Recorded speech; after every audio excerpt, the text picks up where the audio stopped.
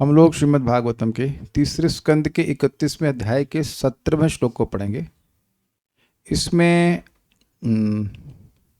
जीव की प्रार्थना बोली जाएगी। बेसिकली बोल रहेंगे कि इसमें जीव अपना टाइम गिनता है, अपने महीने गिनता है, कब वो बाहर आएगा, और भगवान से प्रार्थना करता है कि भगवान अब बाहर निकालिए। बहुत इस कष्टमय स्थान में आपका भजन संभव नहीं है, मैं बाहर आऊँगा तो नौकरी नहीं करूँगा बिजनेस नहीं करूँगा, केवल भजन करूँगा, बहुत खराब, बड़ी दुर्गति हो रही। वो अलग बात है यार, एक बात भूल जाए या एटलीस्ट सस्पेंड कर दे अपने डिसीजन को। लेकिन ए आनंद प्रभु, व्हाट आर यू डूइंग? उनको चोट लगी है ना, रास्ता दे दीजिए भाई। कर्म का सिद्धांत बड़ा सूक्ष्म है, भक्त को परेशान करेंगे तो फिर घूम करके ऐसी चीज आएगी कि कठिनाई हो जाएगी। Don't trouble a devotee and specially a Sadhu, it's not a joke here. So anyways will start.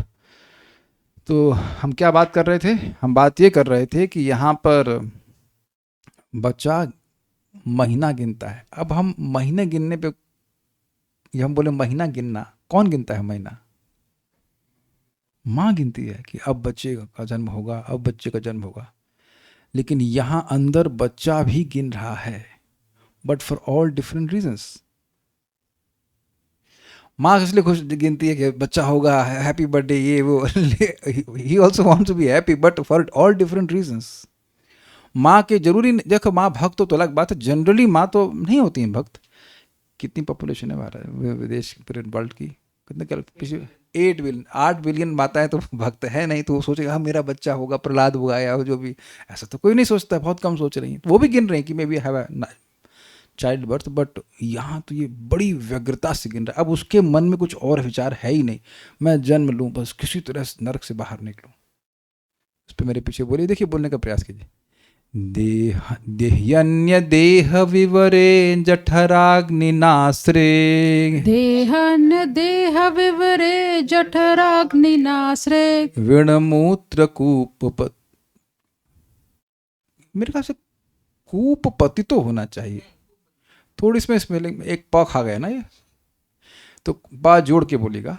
विणमूत्र कूप पतितो वृषतप्त देह, विणमूत्र कूप पतितो भृशतप्त देह, इच्छन् इतो विवसितुं गणयन् स्वमासान्, इच्छन्नितो विवसितुं गणयन् स्वमासान्, निर्वास्यते कृपणधीर भगवन् कदानु, निर्वास्यते कृपणधीर भगवन् कदानु, निर्वास्यते कृपणधीर भगवन् कदानु, निर्वास्यते कृपणधीर भगवन् कदानु, देह्यन्य देह विवरे जठराग्निनास्रे, देहन्य देह विवरे जठराग्निनास्रे, विणमूत्र कूप पतितो भृशतप्त देहः, विणमूत्र कूप पतितो भृशतप्त देह, इच्छन्नितो विवसितुं गणयन् स्वमासान्, इच्छन्नितो विवसितुं गणयन् स्वमासान्, निर्वास्यते कृपणधीर भगवन् कदानु,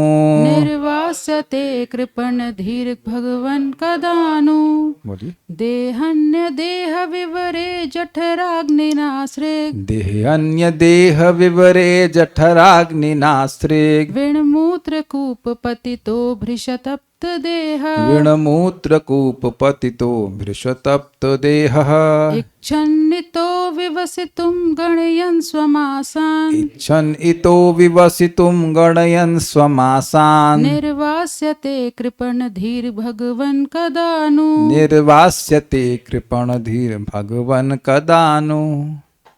बहुत बढ़िया श्लोक है। ओके, तो स्टार्ट हियर। अपनी माता के उदर में रक्त, मल तथा मूत्र के कूप में, कूप का मतलब होता है गड्ढा या कुआं, में गिरकर और अपनी मां की जठराग्नि से दग्ध देहधारी जीव बाहर निकलने की व्यग्रता में महीनों की गिनती करता रहता है और प्रार्थना करता है कि हे भगवान, यह भागा जीव कब इस कारागार से मुक्त हो पाएगा? देखिए कुछ बात थोड़ी समझने वाली है। इस विजुलाइज कुएं को विजुलाइज आप कर सकते हैं, पानी वाले, है ना, लेकिन कीचड़ वाले कुएं को, अब अगला आप विजुलाइज कर लीजिए, यहाँ पे रक्त हो, मल हो और मूत्र इत्यादि हो, उसमें कहीं डाल दिया। अच्छा नहीं हो विजुलाइजेशन कर रहे, और विजुलाइजेशन कराऊं आपको? कुछ नहीं मुश्किल है। जो आजकल वेस्टर्न सीट है वो तो ऐसी होती ही है ना। जो वेस्टर्न टॉयलेट है वो तो जब मल को त्याग देता है तो वैसे बन जाता है ना, उसमें मूत्र होता है, भले रक्त ना हो लेकिन मल और मूत्र तो रहता ही है। उसमें किसी को डाल दिया जाए तो कितनी देर रहना चाहेगा? हम सभी लोग त्याग करके भाग जाते ना वहां से, वहां कोई अपना ही मल मूत्र त्याग करके वहां रहना नहीं चाहता।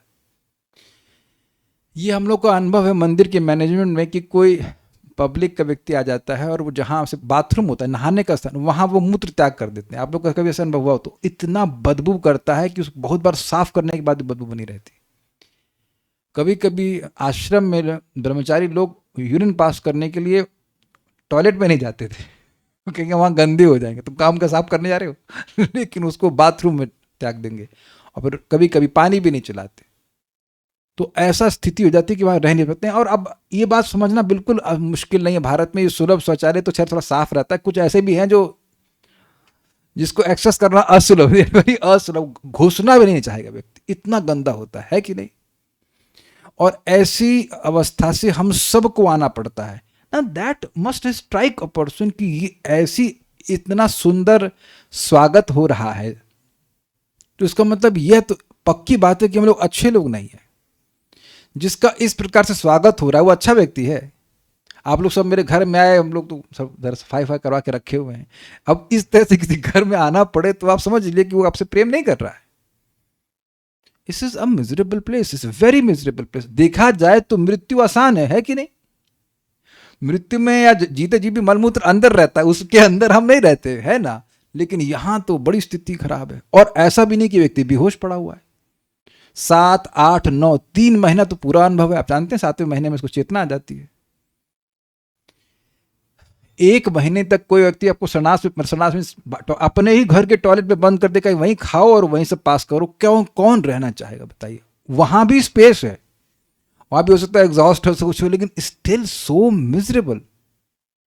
तो ये बात थोड़ी समझने वाली है कि जन्म बहुत कष्टकारी है एकदम। इसीलिए खोल करके भगवान बोल रहे। अब एक प्रश्न है कि माँ के पेट में थोड़ा ना रहता है वो, ऐसा तो नहीं कि माँ उसको हजम कर जाएगी, ऐसा तो है नहीं। हम वो तो कोख में रहता है, क्या कहते हैं, कोक्षी बोलते हैं, उसमें रहता है। लेकिन वो जो हीट है उसके सराउंडिंग एरिया में, उसकी अग्नि उसको लगती है।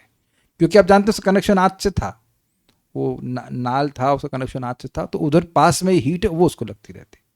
तो it's not a happy birthday.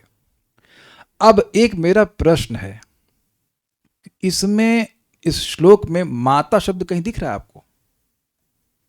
देह अन्य देह विवरे जठराग्निनास्त्रिग विणमूत्र कूप पतितो भ्रशतप्त देह, कहीं नहीं दिख रहा है। तो प्रभुपाद जी ने माता कैसे कह दिया? हम लोग को समझाने के लिए माता कहा है। एक्चुअली श्लोक में क्या है, वो और कठोर है, और कठोर है।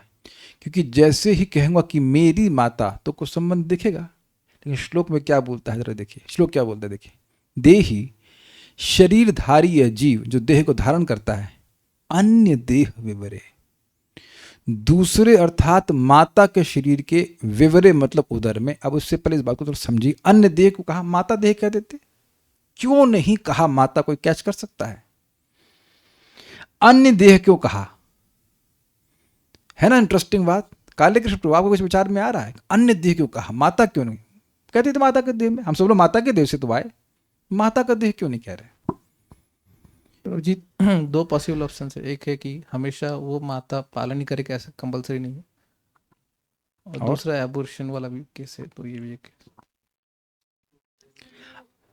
माइक लीजिए। देखिए जब आपका कुछ ऐसा प्रश्न उठाएंगे, हमने कहा ना वाई आपको उठाना है, वाई के बड़े वाई पसंद है हमको, तो भागवत में बैठाइए वाई लॉर्ड इज स्पीकिंग अन्य देह। हाँ बोलिए। क्योंकि उसको ज्ञान है कि एक तो मैं आ गया हूँ गर्भ में, ठीक है, मैं देह नहीं हूँ, मुझ पे आरोपण है। और दूसरा ये भी है कि यस वेरी क्लोज, वो माँ जो है वो दूसरी तो है, दूसरी देही तो है, मेरी माँ नहीं है वो, मैं उसको मान रहा हूँ। वो कुछ नहीं मान रहा, ना वो माँ मान रहा है, ना कुछ मान रहा है। उसका एक्सपीरियंस क्या है, मैं दूसरे के देह में हूं। जैसे आप लोग अभी मेरे घर में हैं, मैं आप लोग घर में जाऊंगा तो मैं आप लोग के घर में होऊंगा। मेरा भी घर नहीं है बट आई हैव लाइक हम किराए पे रह रहे हैं, तो ये तो क्लियर है ना कि मैं दूसरे के घर में रह रहा हूं। सो बड़ा सुंदर है कि इस समय कोई आइडेंटिफिकेशन नहीं है कि ये मेरी माँ है, बस किसी देह में हूं जो दूसरा देह है। माँ की अवेयरनेस जन्म के बाद होता है कि करा दी जाती है माई माई बोल बोल कर, माई बाप बोल बोल कर। This is very interesting. Now look at that point. No, अंदर से आप ऐसे देख रहे हैं या जैसे भी अनुभव हो रहा है कि मैं किसी और स्थान में हूं, अन्य देह में। जैसे कि कोई जंतु है जो हमारे शरीर में रह रहा हो, वैसे ही रहते हैं ना। हमारे शरीर में और भी कीड़े वीड़े पल रहे हैं, तो आपने शब्द सुना था सह उदर, सहोदर, जो अन्य कीड़े रह रहे हैं ऐसे वह भी रह रहा है। तो इस very strong sense of disidentification, वो माँ की गोद में नहीं है। जरा विचार कीजिए कि माँ की गोद से बच्चे दूर नहीं जाना चाहते हैं। वैष्णवी जाना चाहती मम्मी की गोद से, मम्मी के पास नहीं, बिल्कुल नहीं जाना चाहते। तो आप समझ रहे हैं, क्योंकि आइडेंटिफिकेशन हम सभी लोग ऐसे हैं। Is it not?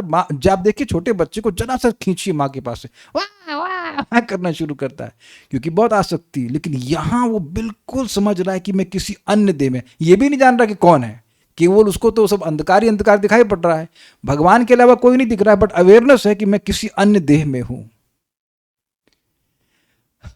किसी अन्य देह में हूं लेकिन देही के रूप में हूं।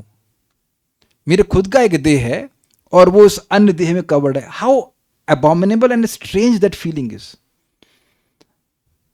आप क्या समझ पा रहे हैं मेरी बात?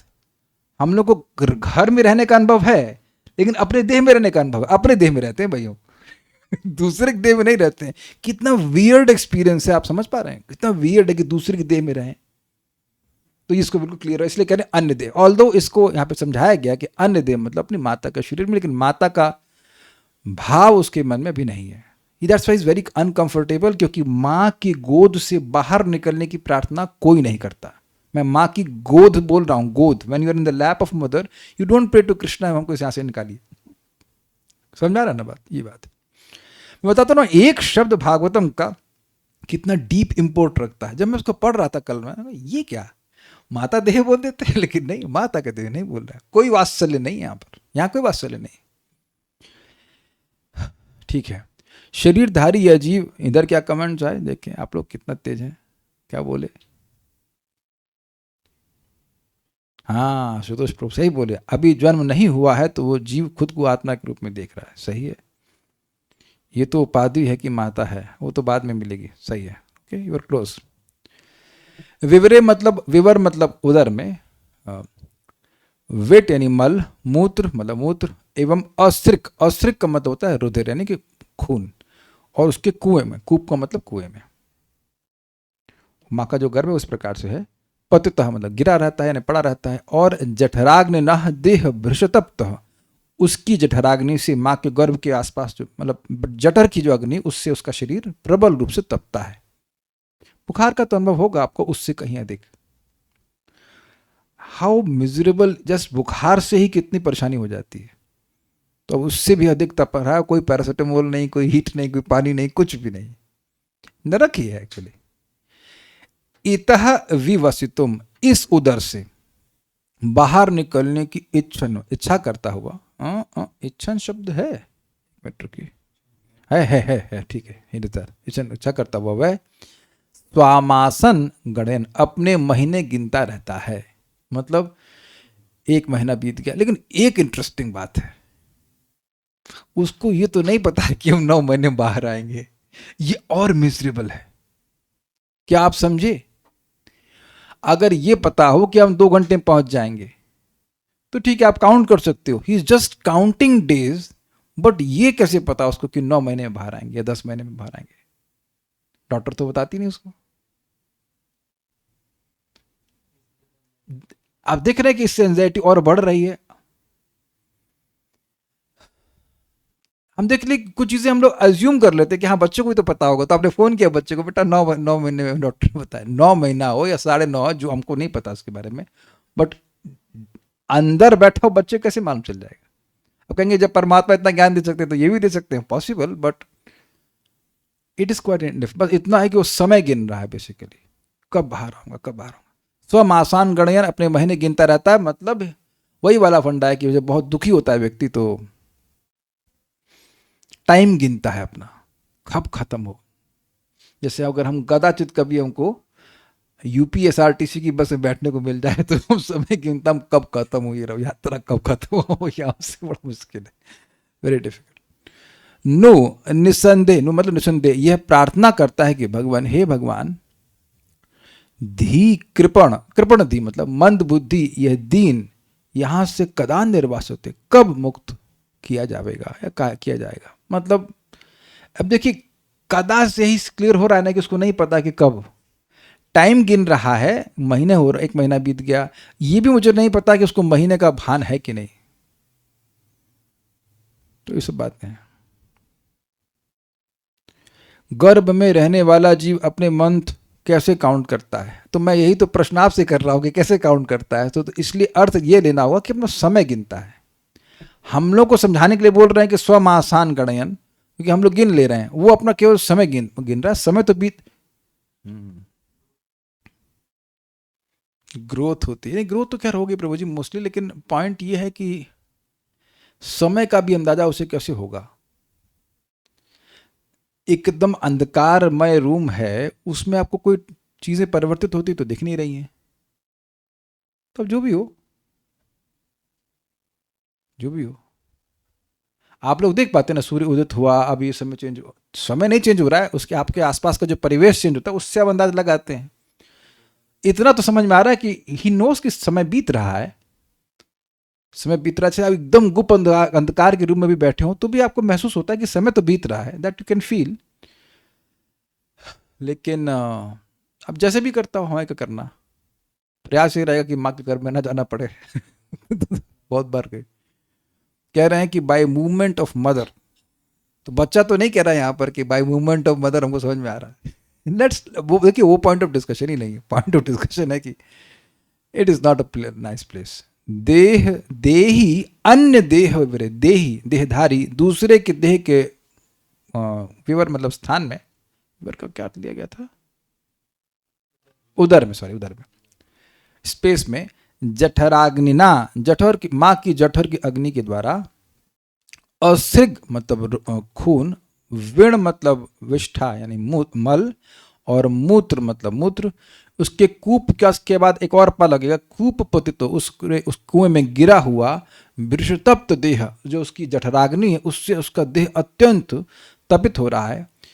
और इतो विवसितुम इच्छन, इतो मतलब इससे, यानी इस गर्भ से, उस उदर से बाहर निकलने के लिए, विवसितम मतलब बाहर निकलने की इच्छा करता हुआ, स्वमासान गणयन अपने महीनों को गिनता है।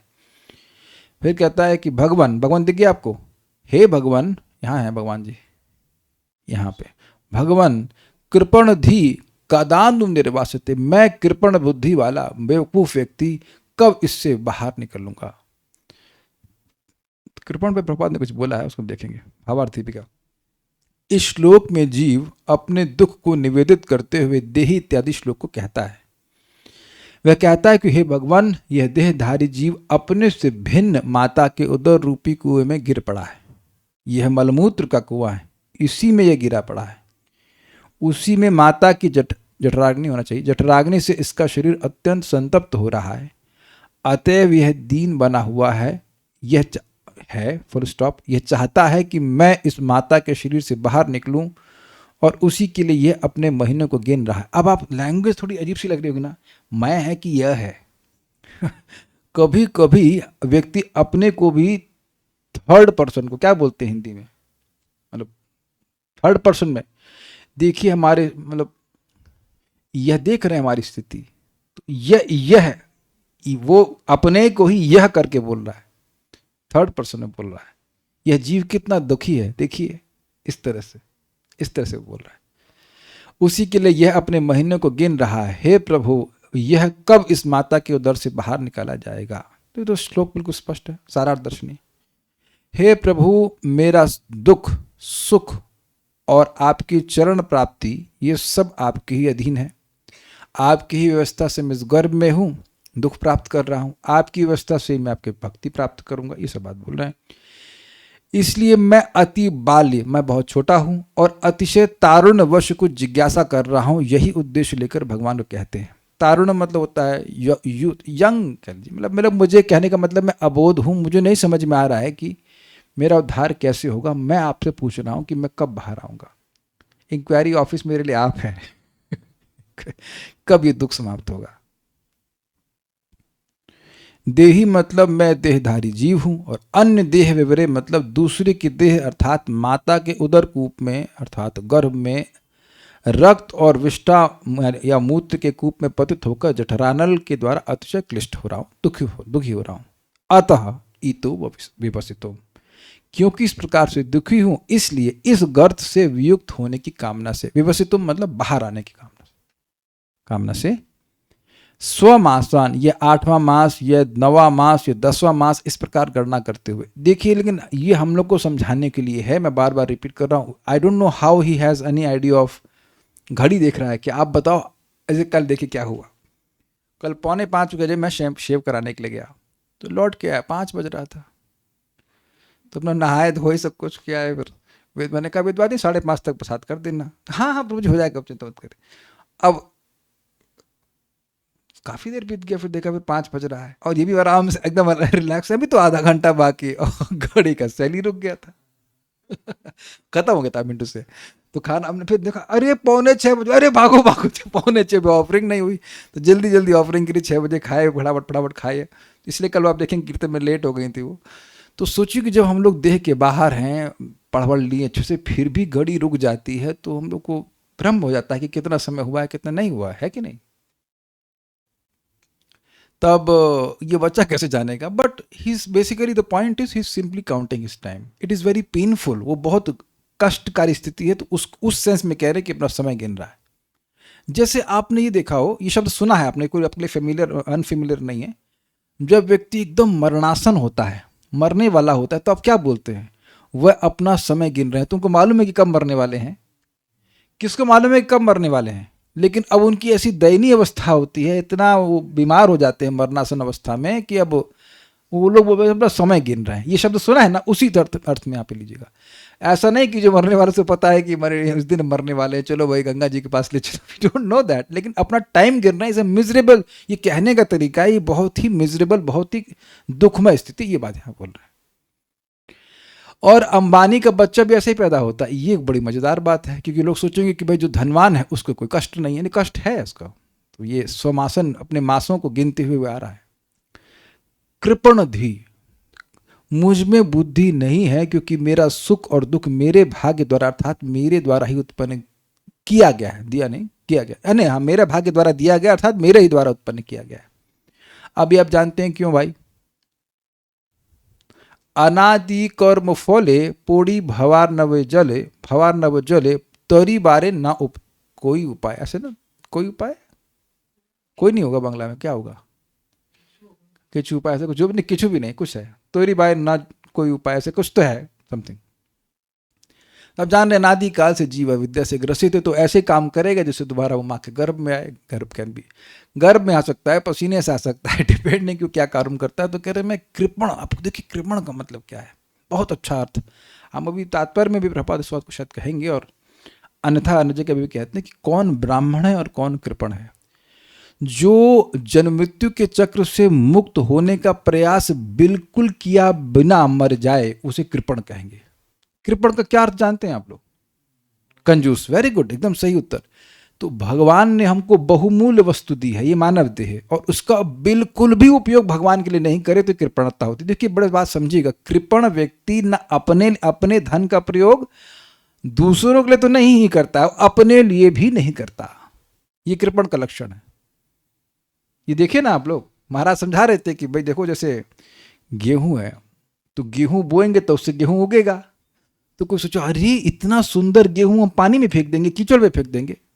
तो ये दिखा रहा है, उसको समझ नहीं आ रहा है कि तुम गेहूं बोओगे यहां पर तो बहुत गेहूं उगेगा। इसे कृपणता कहते हैं। समझ रहे हैं बात? तो कृपण धी मतलब मैंने आपकी सेवा के निमित्त कुछ नहीं किया और ऐसे मरता चला गया, इसलिए मैं ऐसी अवस्था में। ऑल्दो ये भक्त है पहले से, तो ऑब्वियसली किया है, लेकिन इसकी दैन्यतावश भी बोल रहा है। लेकिन जो भी हो, अगर पूर्णतः सेवा की होती तो माँ के गर्भ में नहीं आए होते। सिंपल है, सिंपल सी बात है, ये कृपणता है। कदा निर्वासते, अर्थात मैं कब बहिर्गत होऊंगा, बाहर कब आऊंगा। मैं जो कमेंट से क्वेश्चन है अंत में लूंगा उनको। इस गर्भवास का कष्ट सहना असंभव है, इसलिए बाहर आकर आपका भजन कर सकूंगा, यह भाव है। मतलब भगवान अगर पूछे काहे बाहर आना चाहते हो, यानी यहां इतना कष्ट है कि आपका भजन संभव ही नहीं हो पा रहा है ना, तो इसलिए मैं बाहर आऊंगा तो आपका भजन करूंगा। फिर वो बाहर आकर के भजन करना शुरू कर देते हैं। नहीं करता है, या कभी कभी देर में करता है, कभी कभी देर में करता है। तात्पर्य यहां पर माता के गर्भ में जीव की विषम परिस्थिति का वर्णन है। एक ओर शिशु जठराग्नि की ऊष्मा से तपता रहता है और दूसरी ओर मल, मूत्र, रक्त आदि रहते हैं। 7 मास के बाद शिशु में चेतना आ जाती है, अतः उसे अपनी दुस्सह स्थिति का बोध होने लगता है और वह भगवान से प्रार्थना करता है। बाहर आने तक वह माहों की गिनती करता रहता है और इस कारागार से निकलने के लिए व्यग्र रहता है। तथाकथित सभ्य मनुष्य जीवन की इस भयावह स्थिति पर ध्यान नहीं देता और कभी कभी इंद्रिय तृप्ति के उद्देश्य से वह गर्भ निरोधक विधियों या गर्भपात के द्वारा उसे मारने का प्रयत्न करता है। ऐसे लोग गर्भ की भयावह स्थिति के प्रति चिंतित न रहकर भौतिकता में पड़े रहते हैं और मनुष्य जीवन का दुरुपयोग करते हैं। मतलब वो नहीं समझ पाते हैं कि बच्चा जब आए बाहर तो उसको भक्ति का मौका दिया जाना चाहिए। उसको तुम वहीं मार दे रहे हो, तो फिर उसको दूसरे गर्भ में जाना पड़ेगा, फिर उसको वही कष्ट भोगना पड़ेगा। You don't understand. इस श्लोक का कृपण धी शब्द महत्वपूर्ण है। धी का अर्थ है बुद्धि और कृपण का अर्थ है कंजूस। बुद्ध जीवन उन लोगों के लिए बना है जो बुद्धि के कृपण हैं या जो अपनी बुद्धि का प्रयोग नहीं करते। मनुष्य में बुद्धि विकसित रहती है और इस बुद्धि का उपयोग जन्म मरण के चक्र से छूटने के लिए करना होता है। देखिए बात थोड़ी समझने वाली, ये बात बहुत इंटरेस्टिंग है। अगर एक मनुष्य को शेर के सामने रख दिया जाए तो नहीं लड़ सकता, हाथी के सामने रख दिया जाए अकेला नहीं लड़ सकता, कितना भी शक्तिशाली हो।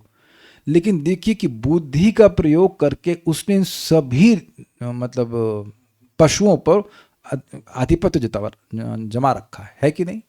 कभी आप विचार कीजिएगा कि हम लोग कितने ज्यादा बुद्धिमान हैं। हम ये पढ़ सकते हैं जो लिखा हुआ है। कभी सोचा इस तरह से आपने कि कितना अमेजिंग बात है ये, कि आप ये जो लिखा गया ये पढ़ सकते हैं, धर्म का बोध कर सकते हैं। ये बहुत बड़ा एक, क्या आप लोग अपनी लैंग्वेज में बोलते हैं, स्टेप प्रमोशन है। ऐसे मैं अपनी एक वर्ड कॉइन कर रहा हूँ, आप लोग क्या क्या बोलते हैं हमको नहीं पता। ऐसे मान लीजिए एक ग्रेजुअल प्रमोशन हो रहा है और एकदम से जंप ले लिया जाए।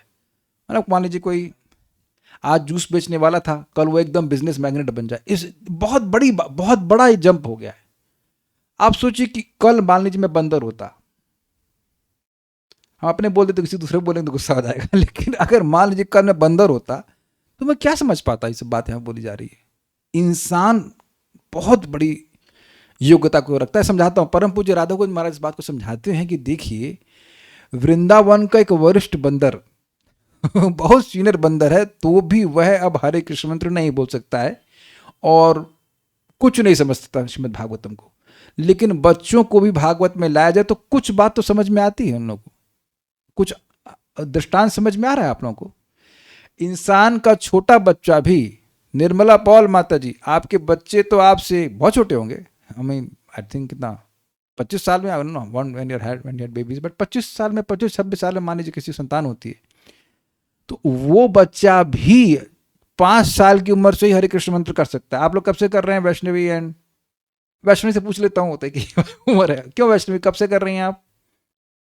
याद नहीं है आप अनादि कहाँ से भजन कर रहे हैं। 5 साल यानी कि नॉर्मली मान के चलिए कि 100 साल उम्र होगी, भगवान करे 100 साल उम्र हो आपकी, तो अब 5% ही उम्र हुई है और आप हरे कृष्ण मंत्र करने लग गए।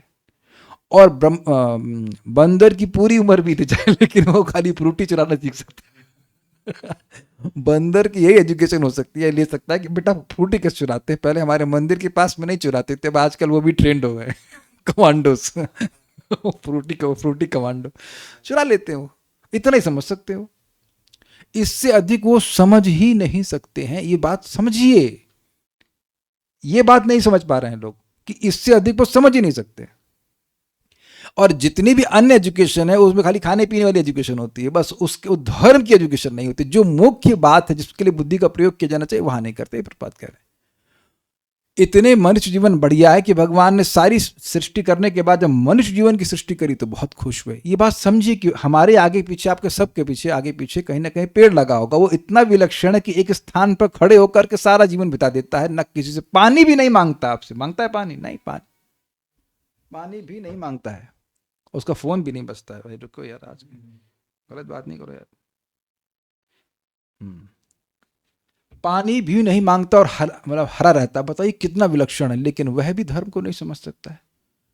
तो भगवान ने इतने इतने जीवों की सृष्टि करने के बाद जो मनुष्यों की सृष्टि करी तो बड़े प्रसन्न हुए, क्योंकि हम लोग की ऐसी बुद्धि है जिसके द्वारा हम भगवान को समझ सकते हैं। उसका उपयोग करना चाहिए। तो जो नहीं कर रहा है वो कंजूस है। जो ऐसा नहीं करता वह कंजूस है। वह केवल उसे देखता रहे। मतलब ये क्या है? इंग्लिश में देखिए क्या लिखा है। जो ऐसा नहीं करता वह कंजूस है, वह केवल उसे देखता रहता है। आई थिंक इसका मतलब होगा देखता रहता है होगा कि मतलब जन्म मृत्यु के चक्र को देखता रहता है कि लोग जन्म ले रहे हैं, मर रहे हैं, जन्म ले रहे हैं, मर रहे हैं। उसके बारे में कुछ करना चाहिए, उसका मतलब नहीं। क्यों, क्या बोल रहे हैं आप?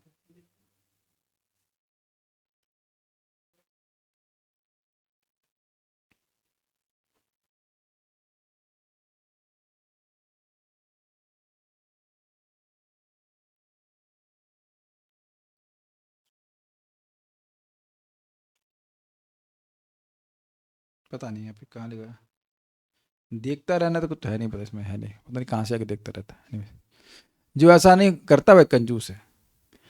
जो व्यक्ति अपनी मानव बुद्धि का उपयोग जन्म मरण के चक्र अर्थात माया के पास से निकलने के लिए नहीं करता वह कंजूस माना जाता है। कृपण का विलोम उदार है। ब्राह्मण उदार कहलाता है क्योंकि वह अपनी मानवीय बुद्धि का उपयोग आध्यात्मिक बोध के लिए करता है। वह उस बुद्धि का उपयोग जनता के लाभ हेतु कृष्ण भक्ति का उपदेश करने के लिए करता है क्योंकि वह उदार है। अब ये बात थोड़ी समझ लीजिए। ब्राह्मण वह नहीं है जो केवल अपने उद्धार में लगे। ये उदारता नहीं है। उदार मतलब अपना भी कल्याण करे और दूसरों का भी कल्याण करे, तब उदार हुआ। थोड़ा समझने वाली बात है कि नहीं? इसलिए कोई ब्राह्मण है वास्तविक रूप से और उसे आध्यात्मिक ज्ञान है तो वो बताए बिना रह नहीं सकता है, अगर वो ब्राह्मण है। और अगर नहीं है ब्राह्मण तो कुछ उसको ज्ञान है भी नहीं बेसिकली। क्योंकि देखिए, दूसरों को बताने से आपका कोई नुकसान नहीं होता है, आपका कई गुना अधिक लाभ होता है। और लोग डिपेंडेंट भी हैं। प्रायः लोग अंधकार में रह रहे हैं। हम लोगों को भी भक्तों ने बताया तो कुछ बोध है, ऐसा नहीं कि पूर्ण बोध है, लेकिन कुछ बोध है जीवन कैसे जीना चाहिए, है कि नहीं? कब खाना चाहिए, क्या खाना चाहिए, क्या नहीं खाना चाहिए, कुछ बोध है। अन्यथा सब लोग स्वीकार करेंगे कि we were living a blind life. कुछ समझ रहे हैं, स्वीकार कर रहे हैं कि नहीं इस बात को? हम लोग बिल्कुल अंधे में जी रहे थे कि नहीं? जो बिल्कुल नहीं खाना चाहिए मंगा मंगा कर पैसा खर्च करके खिला खा रहे हैं। अरे फलाने के यहाँ वो मिल रहा है, ये मिल रहा है। शादी में वो है कि नहीं, वो समझ ही रहे हैं आप। नहीं तो नहीं जाएंगे शादी में।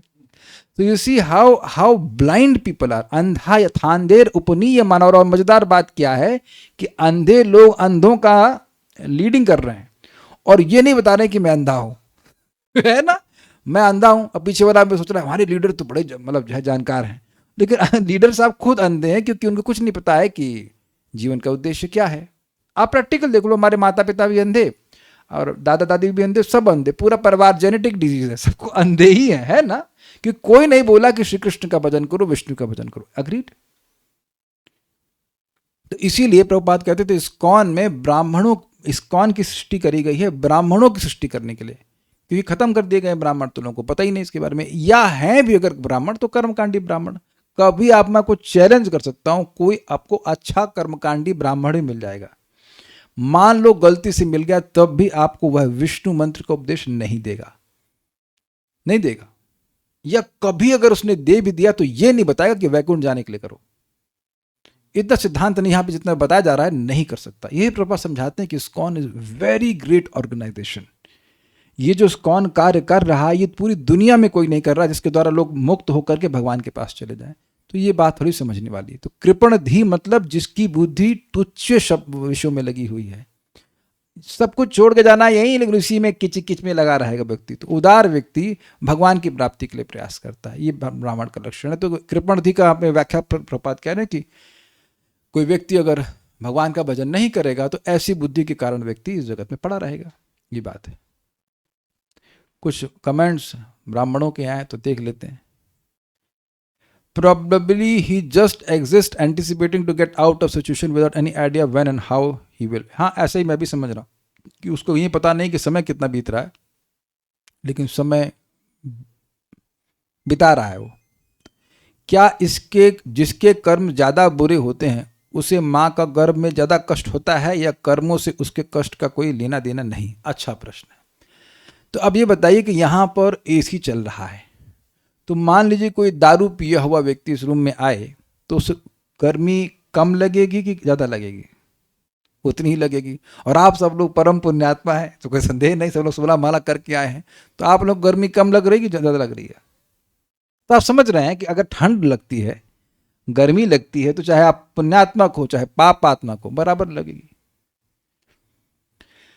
तो माँ के गर्भ में जो भी प्रवेश करेगा, चाहे वो बच्चा हो चाहे कुछ भी हो, सॉरी पुण्यात्मा हो चाहे पाप वाला हो, उसको कष्ट तो उतना ही होगा। ये हो सकता है कि भगवत स्मृति खूब ज्यादा हो तो कुछ कष्ट का अनुभूति कम, वो हमने पढ़ा था, लेकिन अदरवाइज शरीर में कष्ट तो होगा। बॉडी का टेम्परेचर तो 37 डिग्री होता है, वो भी सहना पड़ता है। तो क्या कहना चाहते हैं? हमें आपके आज तक कमेंट समझ में नहीं आया। हम somehow it's just so difficult to understand your comments। आप संस्कृत बोलना शुरू कीजिए, शायद तब समझ में आया मेरे को। गर्भ में रहने वाला जीव अपने मन से कैसे काउंट, इसे मैंने डिस्कस कर लिया। अगर कोई बच्चा अमीर घर में पैदा होता है तो माना जाता है कि उसके पिछले जन्म का कर्म अच्छे रहे होंगे, फिर भी उसे गर्भ में इतना कष्ट क्यों सहना पड़ता है? पेमेंट नहीं कर पाता ना वो। अगर वो पेमेंट कर देता कि भाई ये पिताजी, क्या नाम है उनके पिताजी का, अंबानी, वो अंबानी को पता होता कि हमारा बच्चा पेट में दुख भोग रहा है, तो वो ट्रांसफर करा देते परमात्मा को, यूपीआई कर देते, पेटीएम कर देते कि भाई हमारे बच्चे को दुख ना हो। तो आप समझ रहे हैं कि किसी को ये होश भी नहीं है कि माँ के गर्भ में कष्ट है। बच्चे को थोड़ा माँ को कष्ट होता है, हमने सुना है वो पाँव शायद फूल जाते हैं, तो वहाँ उसको ध्यान रखो, उसको ध्यान रखो। लेकिन बच्चे का दिमाग यहाँ फूल रहा है कष्ट के बारे, इसके बारे में किसी डॉक्टर को कोई दिक्कत है। एक गायनाकोलॉजिस्ट है, उनको कौन प्रीचिंग कर रहा है, सम माता जी बस प्रीचिंग, तो मुझे कुछ पूछ रहे थे कैसे प्रीचिंग करें। वो मानने को ही तैयार नहीं है कि माँ के गर्भ में बच्चे को कष्ट होता है। कहते वो एमनियोटिक सैक जो है वो तो बहुत एंटी बैक्टीरियल होता है, नहीं क्या क्या बोल रहे थे, बहुत अच्छा होता है, ये होता है। तो उन्होंने कहा एमनियोटिक सैक में रहना चाहते हैं कि मकान में रहते हैं? कितने लोग एमनियोटिक सैक में रहना चाहते हैं? Who would like to stay there? इतना जड़ हो जाते हैं कि ये मानने को तैयार नहीं है कि ये कष्ट है। डिस्कशन किया जाए तब भी ये। और कुछ कहना चाहते हैं? कोई कमेंट? ये मल मूत्र जीव बच्चे का है? नहीं, बच्चे का नहीं है, माँ का है। ये एक इंटरेस्टिंग प्रश्न, ये मेरे मन में भी आया था और ये काफ़ी इंटरेस्टिंग है कि क्या बच्चा भी मल मूत्र आदि त्याग करता है? मेरी जो समझावट है वो नहीं। अब बाकी तो बायोलॉजी वाले जानते होंगे, लेकिन हमें इस बात को मैं इस तरह समझ रहा हूँ कि जो डेवलपमेंट है वही चमत्कारिक रूप से हो रहा है। वो 1-2 सेल्स बने, उसके बाद सब कुछ डेवलपमेंट हो गया। तो यहाँ भी देख रहे हैं कि पेड़ मल मूत्र नहीं त्यागते। हो सकता हो मैं गलत हूँ, लेकिन जो कोई है पे बायोलॉजी का पढ़ा हुआ व्यक्ति, आप लोग को कुछ पता है? माँ के बच्चे में, माँ के गर्भ में तो बच्चा नहीं त्यागता है, वो माँ के गर्भ से सराउंडेड है। इस बात है। रक्त तो माँ का ही है, क्योंकि माँ का मल मूत्र कोष के पास कैसे पहुंचा? देखिए समझिए, ना, गर्भ में नहीं है, लेकिन वो सराउंडिंग तो है ना, सराउंडिंग में तो है ना, ये बात है, ये चीज़ है। ओके, सो बात खत्म हो गई यहाँ पर। तो कम से कम एक बात तो है कि अगर थोड़ा सा भक्ति करने में संघर्ष है तो कम से कम इतने बड़े संघर्ष से व्यक्ति बच जा रहा है। तो ये सब अध्याय पढ़ने का ये फायदा तो है कि अगर जप में रुचि नहीं है तब भी करते रहना चाहिए। The effect of the medicine doesn't depend on the taste, और दवा को लेने का उत्साह उसके टेस्ट पर निर्भर नहीं करता है। ये भी मैं कहना चाहता हूँ। ये समझ में आई? पहली बात, पहला बार तो समझ में आ गया कि भाई दवा का प्रभाव उसके टेस्ट पर निर्भर नहीं करता, लेकिन ये समझ में आ रहा है कि दवा को लेने का उत्साह उसके टेस्ट पर निर्भर नहीं करता है। ये समझ में आई आपको बात? मान लीजिए कि ऐसा रोग है कि बड़ा परेशान है और डॉक्टर साहब आपको जल्दी ठीक कर देंगे, लेकिन थोड़ी दवा कड़वी है, तब आप अगर ठीक होना चाहते हैं तो आप जब रोग से बड़े परेशान हैं तो आप सोचेंगे डॉक्टर साहब का टेस्ट कैसा है। You never ask that. आप में से कभी, आप सब स्वस्थ हैं आप लोग, लेकिन कभी अगर बीमार पड़े हो और कभी दवा खाई हो तो कभी सोचा है या पूछा है कि इसका टेस्ट कैसा होगा? बचपन में जरूर पूछा होगा। बहुत छोटे होंगे तो अलग बात है, अब तो सब लोग वयस्क हो गए हैं, वोट देने लायक हो गए कि नहीं सब लोग? हाँ हो गए सब। तो अब आप ये बताइए कि कभी पूछा, शाली शुक्ला माता जी कभी पूछी हैं आप, डॉक्टर साहब इसका टेस्ट कैसा रहेगा, चॉकलेट जैसा है क्या? डोंट, इसे कहते हैं सेकंड थॉट भी नहीं है। नहीं भैया दवा मिल गई, दवा कैसे खाना ये बताइए आप, कैसे, तुरंत खाना शुरू कर देगा, है कि नहीं? उसी प्रकार से ये जन्म मृत्यु के चक्र से बड़ा आसानी से मुक्त करने वाला हरे कृष्ण मंत्र, और ये बिल्कुल कड़वा तो नहीं है, कड़वा नहीं है। आप जप कीजिए और देखिए किस प्रकार से हम बंधनों से मुक्त होकर भगवान के पास बड़ी आसानी से जा सकते हैं। ये कष्ट सुनते रहने से कम कुछ अवेयरनेस रहेगी। और कुछ कहना चाहते हैं क्या प्रभु जी? चाइल्ड की कॉन्शियसनेस गर्भ में ही इतनी डेवलप होती है? आप लग रहा है आज क्लास में आए हैं, आप आज भी आए हैं क्या? कई दिन से चर्चा हो रही इसलिए प्रश्न कर रहे हैं आप। देखो भैया, हम नाम तो नहीं रहे किसी ने प्रश्न किया है, ऐसे भागवत समझ में नहीं आती है। आप कहो कि आज संडे है, आज आए, चलो आज थोड़ा सा जलेबी, दही जलेबी खा करके आपको दही जलेबी से बोल रहा हूँ कि जनरली संडे को हम लोग घर में खाते थे, मतलब थोड़ा समझ में, ऐसा पढ़ लेंगे तो भाई भूल जाइए, ऐसे नहीं आने वाला। कितने दिन से हम चर्चा कर रहे हैं, तो अब आपका ये प्रश्न हम नहीं उत्तर देंगे। नहीं डेवलप होती, कुछ नहीं होता, ऐसे ही सोचता रहता है वो, एकदम से हो जाती है। हम कुछ नहीं उत्तर देंगे, हम हफ्ते में आप आएंगे एक बार रेगुलरली, तो हम नहीं उत्तर देने वाले, ठीक है? Will stop here. Shrimad Bhagavatam की जय, श्रील प्रभुपाद की जय, निताय गौर प्रेमानंदे।